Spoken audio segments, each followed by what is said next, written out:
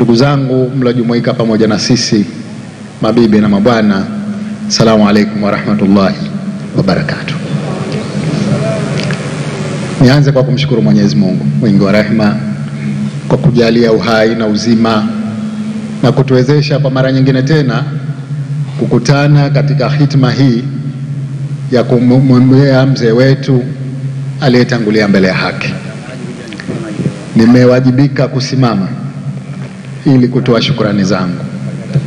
Mambo tuliofanyiwa ni makubwa sana, tuna wajibu wa kushukuru. Kwa hivyo nichukue fursa hii kwanza. Mara ya mwisho nilivyozungumza kuna watu na taasisi sikuzitaja, basi leo nichukue fursa hii kwanza kuishukuru kamati ya mazishi ya Tanzania Bara.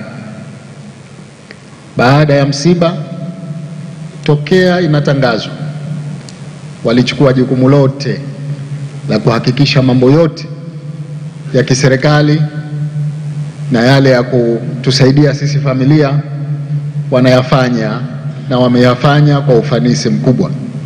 Namshukuru mwenyekiti wa kamati, Waziri Mkuu wa Jamhuri ya Muungano wa Tanzania, Mheshimiwa Kassim Majaliwa na timu yake yote kwa kazi kubwa aliyoifanya pale Dar es Salaam. Tumeanza nyumbani kwetu marehemu Mikocheni mpaka kwenda kumsalia marehemu katika msikiti wa Bakwata na pale uwanja wa Taifa katika kuaga, na hatimaye kusafirisha kuja mpaka Zanzibar. Kazi yote imefanywa na ile kamati. Tunawashukuru sana, peke yetu tusingeyaweza yale.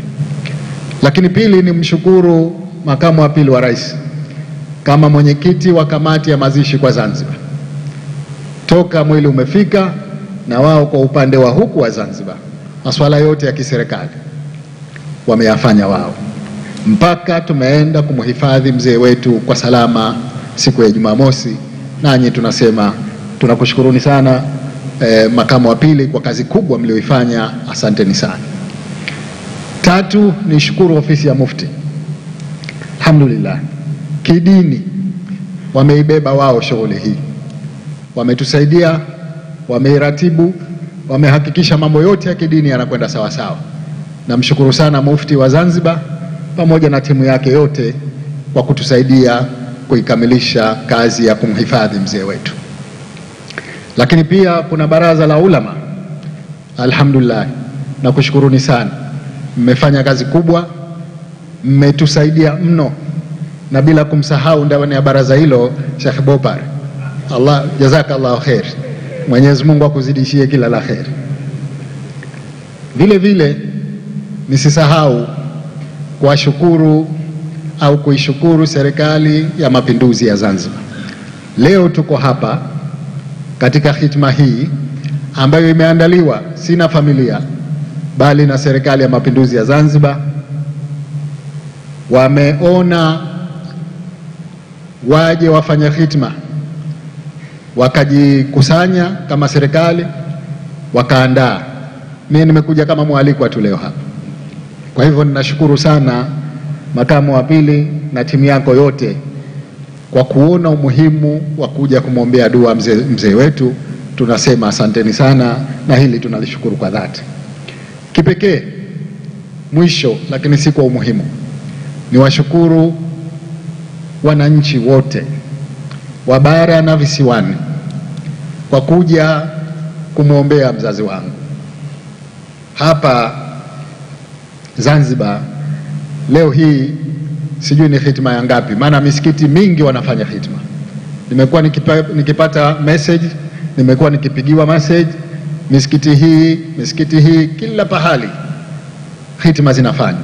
Si Zanzibar tu, hata bara, Tabora, Shinyanga, Tanga, Lushoto, hata nje ya nchi, Kenya, wapi, tunapata taarifa kwamba wanamfanyia hitma, wanamfanyia dua mzazi wetu.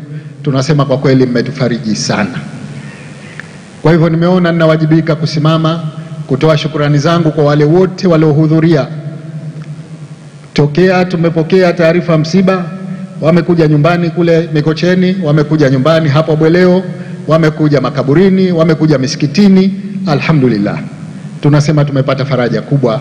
Asanteni sana, Mwenyezi Mungu akulipeni kila la kheri.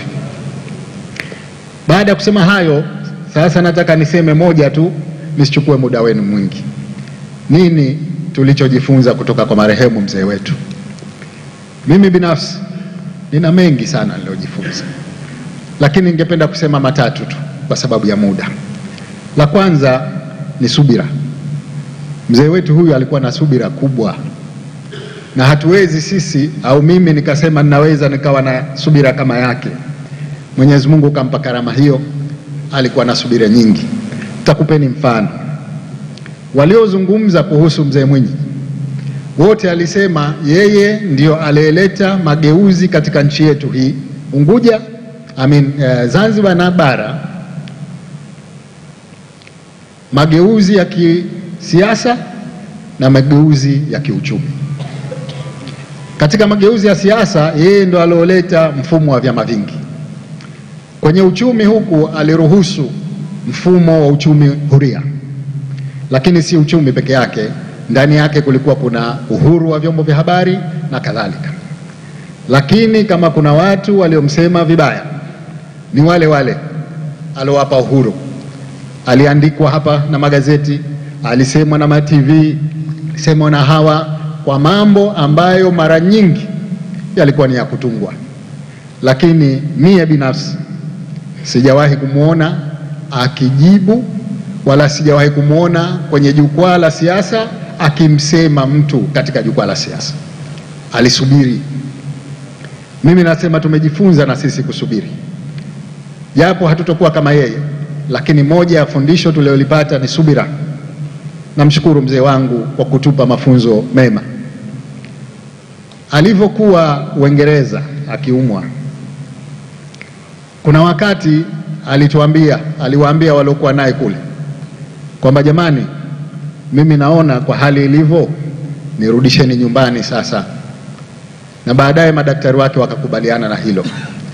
Lakini moja katika maneno aliowaambia wale ambao walikuwa wamefuatana nao kule, anasema nikifika tu nyumbani nipelekeni Zanzibar.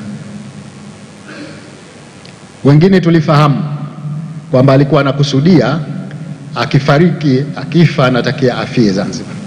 Sema tukifika nipelekeni Zanzibar.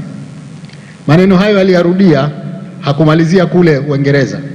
Alipofika Dar es Salaam, mimi nilikwenda kumuona na wenzangu hapo, alikuwa akirudia mara kwa mara, nipelekeni Zanzibar, nipelekeni Zanzibar. Hatukuweza kumleta kwa sababu alikuwa anapata huduma katika hospitali ile ya Mzena ambayo huku asingeweza kupata. Kwa hivyo tukamsihi, basi ngoja ukipata nafuu tutakupeleka Zanzibar. Mwenyezi Mungu kamchukua.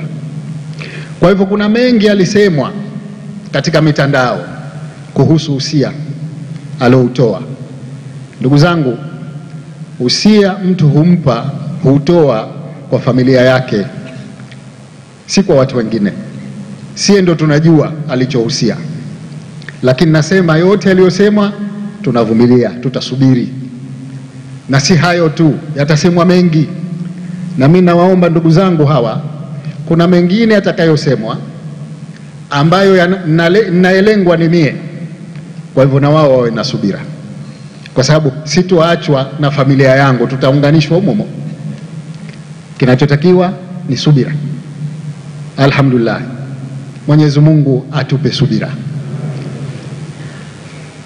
Ndugu zangu, la pili nalotaka kusema kuhusu mzazi wangu ni unyenyekevu. Wamesema wengi walionitangulia kuhusu unyenyekevu. Mie binafsi si vizuri kumsifu mtu mzazi wake, lakini nasema sijawahi kuona mtu mnyenyekevu kama mzazi wangu mzee Ali Hassan Mwinyi. Kwa nini nasema hivyo? Kwa sababu hulka yake na tabia yake, alikuwa na mheshimu kila mtu. Mashehe ndio rafiki zake, masharifu yuko karibu nao, watu wa serikali anawaheshimu sana, mpaka watoto. Kuna vijana wadogo miaka 20, 25, 30 wanakwenda pale wanakaa naye masaa, mpaka mimi huwa najiuliza, hivi hawa vijana huwa wanasema naye nini? Na wao wanasema mzee Mwinyi si rafiki yetu. Ana rafiki mpaka watoto wadogo. Mashehe hawa ndo alhamdulillah.